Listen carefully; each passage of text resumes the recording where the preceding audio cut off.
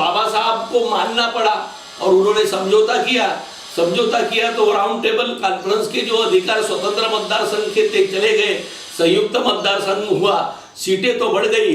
लेकिन बाबा साहब ने तभी बोला था कि गांधी ने मेरा राजनीतिक खून किया है, मेरी राजनीतिक हत्या की है। मैं बहुत मेहनत से ये दलितों के लिए एक फल लाया था वहाँ से, उसका जूस जो है वो तो गांधी जी ने चूस लिया और उसके छिलके जो है वो दलितों के ऊपर फेंक दिए। हमारे साथ बड़ा धोखा हुआ, लेकिन फिर भी मजबूर में उन्होंने वो मान लिया था। और ऐसे इसमें फिर थोड़े दिनों में बाद देश को आज़ादी मिली। आज़ादी के लिए भी बाबा साहब अम्बेडकर को संविधान बनाने का मौका मिला और बाबा साहब अम्बेडकर ने संविधान बनाया। संविधान के ऊपर तो अपन बातें करेंगे, लेकिन उसके पहले जब आज़ादी मिली तो आज़ादी मिली तब सबसे पहले उसके विरोध में अन्ना भाऊ साठे ने कहा, 1947 में अन्ना भाऊ साठे ने कहा ये आज़ादी झूठी है, देश की जनता भूखी है। पहला नारा अन्ना भाऊ साठे ने लगाया, ये आज़ादी झूठी है, देश की जनता भूखी है। और उसके बाद में जितने भी बाबा साहब के विचारों के लोग थे, बाबा साहब ने भी उस समय कहा कि अभी ये मैं संविधान हमने बनाया है, ये संविधान के मुताबिक लोगों को अधिकार मिलना चाहिए। तो लोगों को अधिकार मिले हैं क्या? संविधान में क्या है?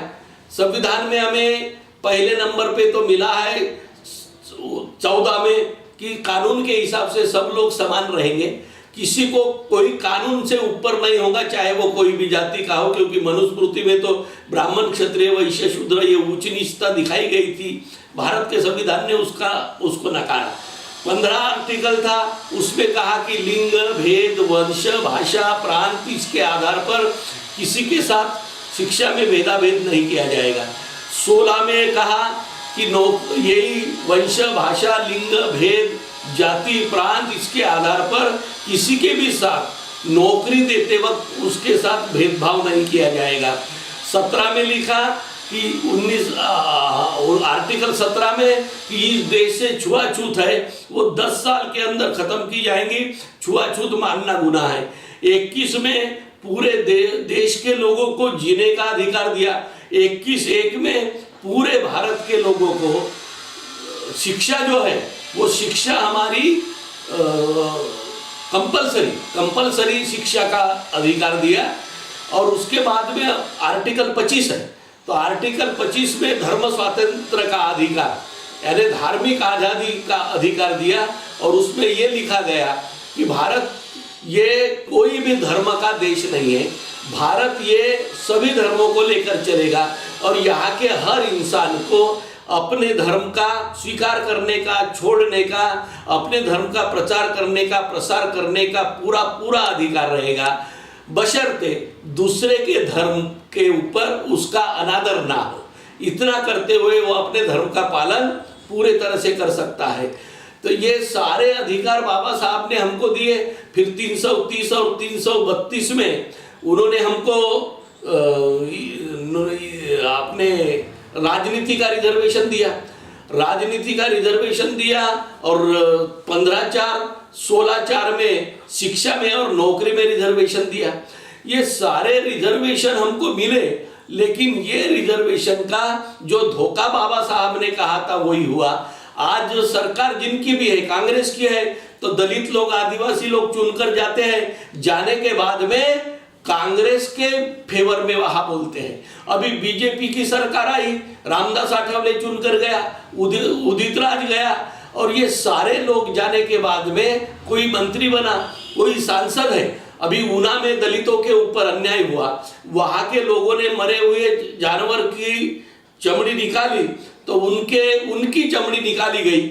और इतना बड़ा बवाल होने के बाद में उदित राज और ये पासवान जैसे लोग संसद में बोलने लगे कि हाँ भाई अन्याय तो ऊना में हुआ है, लेकिन क्या कांग्रेस के जमाने में नहीं होता था क्या? मतलब ये लोग चुनकर जाने के बाद में जो बाबा साहब का कहना था कि ये अपने समाज के भलाई का काम करेंगे, लेकिन ये वहां जाने के बाद में अपने पार्टी की तरफदारी कर रहे हैं जिनको उन्होंने चुनकर भेजा, और वो वहां जाकर बोल रहे हैं कि अन्याय कांग्रेस के जमाने में नहीं होता था क्या? तो क्या कांग्रेस के जमाने में अन्याय होता था, अब वो बीजेपी के जमाने में होते रहेगा? तो कांग्रेस के जमाने में होता था कहकर इसका समर्थन तो नहीं किया जा सकता। तो आज जुल्म इतने बड़े, एक तरफ बाबा साहब ने धार्मिक आजादी की बात कही, दूसरे तरफ पूरे देश के 8 राज्यों में धर्मांतर बंदी कानून बनाया, और देश में भी धर्मांतर बंदी कानून बनाने का सिलसिला चल रहा है। उधर गाय को गोमाता कहा, और गोमाता के नाम से गाय को मारने वाले को मारना शुरू हो गया। यानी कोर्ट भी ऐसी इजाजत नहीं देता, जब तक किसी को अगर खून भी किया, हत्या की, जब तक उसको सजा नहीं होती, वो भी राष्ट्रपति तक दया याचिका जा सकती है। उसने अगर माफ किया तो उसको कुछ नहीं होता, लेकिन ये तो खुद ही सजा देने लगे, खुद ही हत्या करने लगे। फिर अखलाक की बात हो या ऊना की बात हो या और भी कई जगह दलितों के ऊपर अन्याय हो रहे हैं, ये सरासर संविधान का उल्लंघन है। और जो बाबा साहब ने कहा था वैसा ही हो रहा है। संविधान कहीं भी लागू नहीं हुआ। संविधान ने तो हमको कहा कि यहाँ समानता होनी चाहिए, लेकिन यहाँ जमीन की समानता नहीं है। यहाँ 30% लोग भूमिहीन है, 50% के करीब लोगों के पास 1 हेक्टर से कम जमीन है, और जमींदारों के पास में हजारों हेक्टर जमीन है। यह असमानता यहाँ शुरू हुई है। यहाँ 4% ब्राह्मण 70% के करीब नौकरी में है, और यहाँ का 75% SC ST OBC जो है वो 25% के करीब नौकरी में है।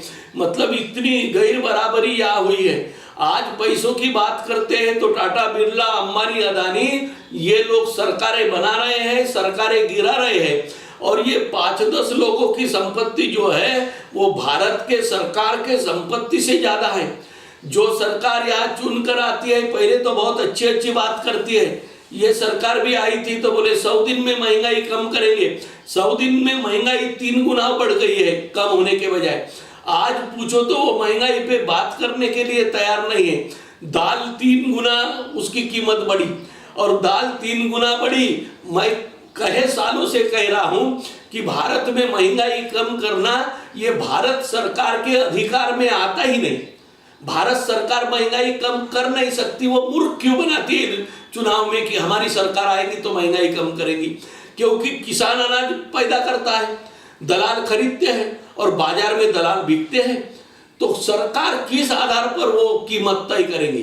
तो मैंने कहा कि भैया आपको अगर सरकार को ये कीमत तय करना है या महंगाई में कंट्रोल करना है, तो फिर सरकारी खेती होनी चाहिए।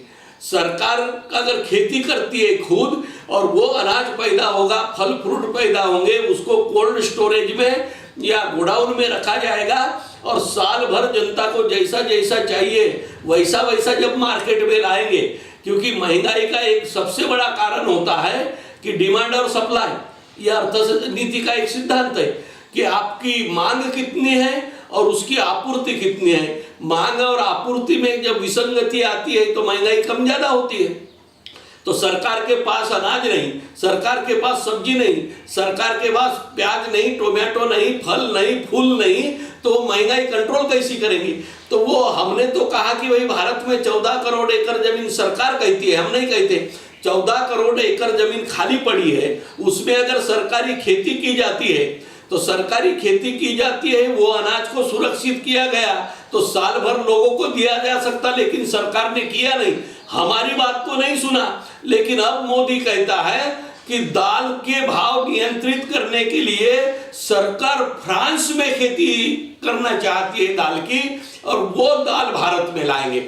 अब फ्रांस में ना तो जमीन मुफ्त में मिलेंगी, ना मजदूर कम पैसे में मिलेंगे, क्योंकि भारत से तो चीप लेबर दुनिया में कहीं नहीं मिलते। तो यहाँ लेबर है, यहाँ सरकार के पास खाली जमीन है, वो फ्रांस में क्यों खेती करने जा रहे हैं? तो ये सरकार की सारी नीति जो है ये कमीशन के ऊपर चलने वाली सारी नीति है। वहां भी कमीशन खाएंगे, दाल के भाव कम नहीं होंगे, वो तो ज्यादा ही रहेंगे, सिर्फ उसका नाम बदलेगा। अभी इधर की अरहर की दाल बोलते, फिर फ्रेंच दाल बोलेंगे, और फ्रेंच दाल के नाम से उसके ज्यादा कीमत वसूली जाएंगी। तो ये नौकरी में भी हम देखते हैं, आरक्षण इधर लागू हुआ, पिछड़े वर्ग को आरक्षण 90 में लागू हुआ, SC ST को तो आरक्षण ठीक है, 50 में लागू हुआ, लेकिन इनको 90 में घोषित हुआ, 92 में उसको लागू हुआ, और आज तक ओबीसी के लोगों को 52% ओबीसी, 27% रिजर्वेशन, नौकरी में 12%, ये 25 साल में। तो ये ऐसा क्यों हुआ? तो ये इसलिए हुआ कि एक तरफ 90 में मंडल कमीशन लागू किया और 91 में नौकर भर्ती के ऊपर बंदी डाल दिया, और नौकर भर्ती के ऊपर बंदी डाला बीजेपी की सरकार ने। तो 95 में नौकर कपात का सिद्धांत लगाया था कि जो नौकरी में लगाए उसको भी निकाल देना है, सरकार के पास पैसा नहीं। आज ऐसा कोई सेक्टर नहीं जहां 10 साल पहले जितने रोजगार थे उतने आज है। नागपुर का डिफेंस एक बहुत बड़ा रोजगार देने का यूनिट था, उसमें 10 साल पहले 10,500 मजदूर थे या सारे कर्मचारी काम करते थे, आज वहां 3,500 है। तो मैंने पूछा कि जब 10,500 का काम था लोगों का, 3.5 से क्यों आया? तो बोले सब आउटसोर्सिंग से अभी वो प्रोडक्शन कर रहे हैं, वो सरकार अपने ऊपर कोई जिम्मेदारी लेकर अभी सर्वेंट रखना नहीं चाहती। ऐसे सारे डिपार्टमेंट में शुरू हुआ। बाबा साहब ने कहा बैंकों का राष्ट्रीयकरण करो, इंदिरा गांधी ने किया, अभी सरकारें प्राइवेट बैंक खोल रही है। बाबा साहब ने कहा था बीमा कंपनी सरकार के पास हो, नहीं तो प्राइवेट अगर बीमा कंपनी रही तो पैसा जमा करके भाग जाएंगी, लोगों का नुकसान होगा, फायदा नहीं होगा। लेकिन आज बीमा कंपनियां इतनी ज्यादा हो गई है प्राइवेट कि कौन से दिन कौन सी डूब जाएंगी पता नहीं चलता। फॉरेन से बैंक और बाकी आ गई, वो तो कब पैसा लेकर यहाँ से चले जाएंगी, भाग जाएंगी, इसका पता भी नहीं चलेगा। तो यहाँ की अर्थनीति भी तहस नहस की जा रही है, रोजगारी खत्म हो गई है, महंगाई बढ़ते जा रही है। खेती जो है वो पिछड़े वर्ग के पास पहले खेती थी, अभी किसान आत्महत्या करने लगे, क्योंकि खेती एक एक पीढ़ी के बाद में बढ़ते बढ़ते इतनी कम हो गई है कि अभी खेती पे काम करने वाला अपना परिवार पालने लायक उसके पास जमीन नहीं बची। तो ये सारी बातें अभी ध्यान में रखते हुए हमें SC ST OBC को एक आना चाहिए। ये बाबा साहब ने कहा था कि जब तक आप अपने हाथ में सत्ता नहीं लेते तो ये आजादी का कोई मतलब नहीं रहेगा। सही आजादी वो होगी जब आप अपने हाथ में सत्ता लेंगे। यही बात कांशीराम जी ने कहा था कि आजाद भारत 50 साल हुए, लेकिन यहाँ का बहुजन समाज गुलाम है, लाचार है, आश्रित है। वो जब तक अपने हाथ में अपने होठों का इस्तेमाल करके सत्ता नहीं लेता तब तक उसकी समस्या का हल नहीं हो सकता। तो ये चाहे बाबा साहब के विचार हो, महात्मा फुले के हो, शाहू महाराज के हो, कांशीराम जी के हो, ये विचारों से अब हमें चलकर राजनीति करनी होगी। अन्याय सभी पे होता है, दलितों पे अन्याय होता है, मुसलमानों को पहले लगता था हमारे ऊपर नहीं होता। अभी गोवध बंदी हुई, गोवध बंदी के बाद में बाकी सारा अभी मुसलमानों के ऊपर जो शुरू हुआ उनके सारे कानून बदले जा रहे हैं, अभी वो दुखी है।